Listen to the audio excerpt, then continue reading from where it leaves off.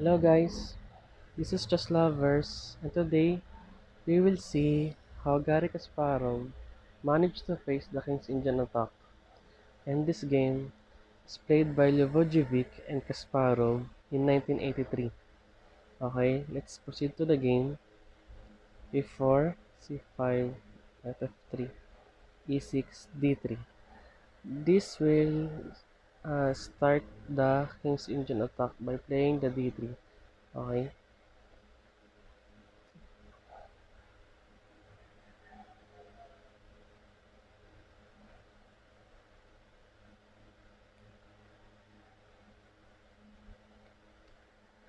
B6. An instructive move played by Garry Kasparov. If black plays castling kingside, then white replies e5 with an automatic kingside attack by knight f1, h4, knight h2 to g4. Black delays castling in order not to present white with such an obvious target. Only after has developed counterplay in the queenside or center will he consider castling. Of course, one must always take care when leaving one's kingside in the center. However, the risk is small. Black is ready to castling if things should start looking dangerous. For example, if white opens the a file by e takes d5, thereby giving up the options of e5, black will probably castling very quickly 9h4. Then black plays h6. Now h5 can be answered by g5. Okay, c3. Then if white plays e5, then black changes plan and aims for queenside castling after queen c7, queen e2, bishop b7, knight f1, and castling queenside. Example, white setup, which would be very effective against kingside castling, looks somewhat out of place. Okay, let's back to the game. Black plays a5 after c3. White's last move weakened d3, so black both gains queenside space and prepares for bishop a6. It would be a mistake to play bishop e6.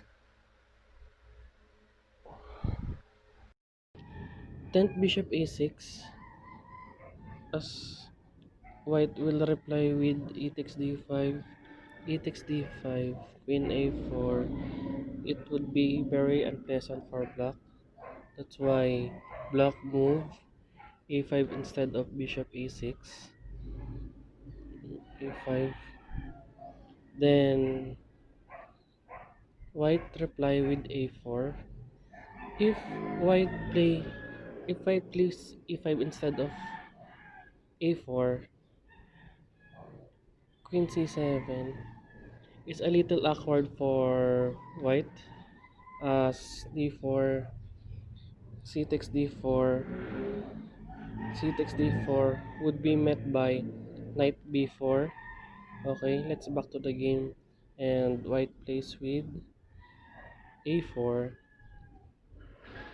Black replies with rook a7. Consistently aims to play as many useful moves as possible before castling. Now he now he intends rook d7 and bishop e6. White plays knight b3. An inaccuracy move plays by white. White should have tried either e takes d5, e takes d5, knight b3, castling kingside, and bishop f4, or or e5,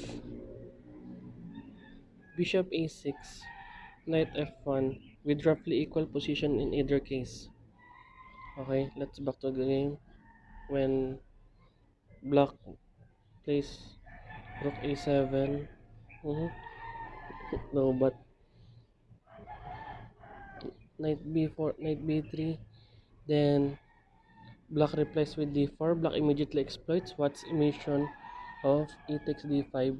If the a pawns had been exchanged, white would be able to develop his bishop f4, whereas now this would be pointless as black can replies with e5. 13. C takes d4. Then if white plays e5 instead of c takes d4, black replies with d takes c3, b takes c3, rook d7, d4. Then black is fine. Then back to the game, and white plays with c takes d4, c takes d4, and bishop d2. This bishop d2 is a serious positional error. It was essential to play e5 to gain some space when bishop a6, bishop a6, rook e4, rook d7, bishop f4 is unclear. Okay, so black replies with e5. Now white is in trouble. Black has more space and can develop his remaining pieces easily. White, on the other hand, is completely tangled up. Where can his minor pieces move to? Knight c1, bishop e6, rook e2. White tries to solve the puzzle of rearranging his pieces, but his contortions contrast sharply with black's comfortable development. Black plays castling. Black finally castling, needless to say. White no longer has any attacking chance on the king side.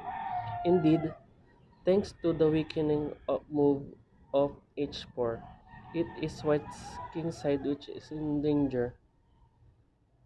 Bishop f1, f5, knight d2, e takes d5, g takes f5 doesn't help. f4, black's space advantage increase. Now he threatens g takes f4, e takes f4, knight f3, knight e5, followed by knight 7 c6, and black will end up with a knight. Okay, let's back to the game. Then black plays f takes g3, bishop takes g3, g5. The direct attack starts. H knight g6. Black would much prefer to take on g5 with his queen. G takes h. Bishop takes. The pawn is irrelevant, as white king's side is point of collapse 11 moves ago when Kasparov played rook a rook a7. He could hardly have imagined that this rook would now be joining in a kingside mating attack. Knight f1, rook g7, rook f2, bishop e3, b3, then knight f4, a2, g, queen h4, then white resigned. Thank you for watching, and please subscribe.